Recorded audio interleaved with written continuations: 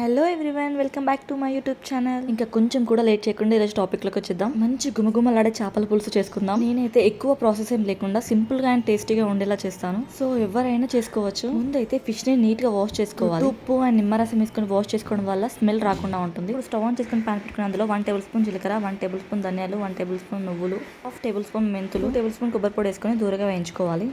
ఇప్పుడు అదే ప్యాన్ లో ఆయిల్ వేసుకొని ఒక పెద్ద సైజ్ ఆనియన్ తీసుకొని దాన్ని ఈ విధంగా కట్ చేసుకుని అదే ఆయిల్లో దూరగా వేయించుకోవాలి. ఇప్పుడు ఆ వేయించుకున్నవన్నిటిని ఒకేసారి గ్రైండ్ చేసుకోవాలి.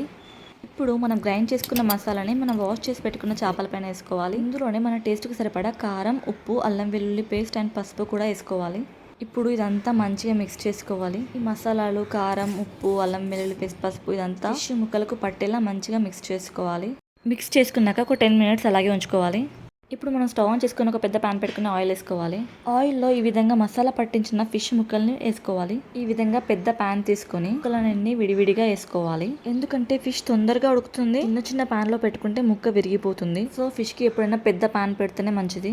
ఈ విధంగా ఫిష్ ముక్కలన్నిటిని పాన్ లో మంచిగా విడివిడిగా వేసుకొని చిన్నగా వేగనివ్వాలి. మనం చేపల పులుసు చేస్తున్నాం కాబట్టి పులుసు కోసం చింతపండుని నానబెట్టుకొని పెట్టుకోవాలి. ఇప్పుడు చూస్తున్నారా, ఫిష్ కొంచెం వేగింది కదా. ఇప్పుడు మనం దీన్ని మెల్లిగా రివర్స్ వేసుకోవాలి. కింది సైడ్ కూడా మంచిగా వేయించుకోవాలి. మెల్లిగా రివర్స్ వేసుకోవాలి, ఎందుకంటే ఫిష్ ఈజీగా ఉడుకుతుంది కాబట్టి ఈజీగా ఇరిగిపోతుంది. సో మెల్లిగా రివర్స్ వేసుకోవాలి. ఫిష్ అయితే మంచిగా వేగింది. ఈ విధంగా వేగినప్పుడు మనం పులుసు కోసం చింతపండు నానబెట్టుకున్నాం కదా, ఆ పులుసు తీసి ఈ విధంగా వేగినప్పుడు ఆ పులుసుని ఇందులో మిక్స్ చేసుకోవాలి. ఈ విధంగా పులుసులో ఫిష్ ఉడకడం వల్ల ఫిష్ అనేది టేస్ట్ చాలా బాగుంటుంది అండ్ ఆల్సో నీచు వాసన కూడా రాకుండా ఉంటుంది. ఇప్పుడు మళ్ళీ ఒకసారి ఈ ఫిష్ ని రివర్స్ వేసుకోవాలి. ఇష్టం వచ్చినట్టు కలపకూడదు, మెల్లగా దాన్ని రివర్స్ వేసుకోవాలి అంతే. పులుసు అనేది ముక్కలకి బాగా పట్టేలా చూసుకోవాలి. అంతే అండి, ఇంకా మన టేస్టీ చేపల పులుసు రెడీ అయిపోయింది.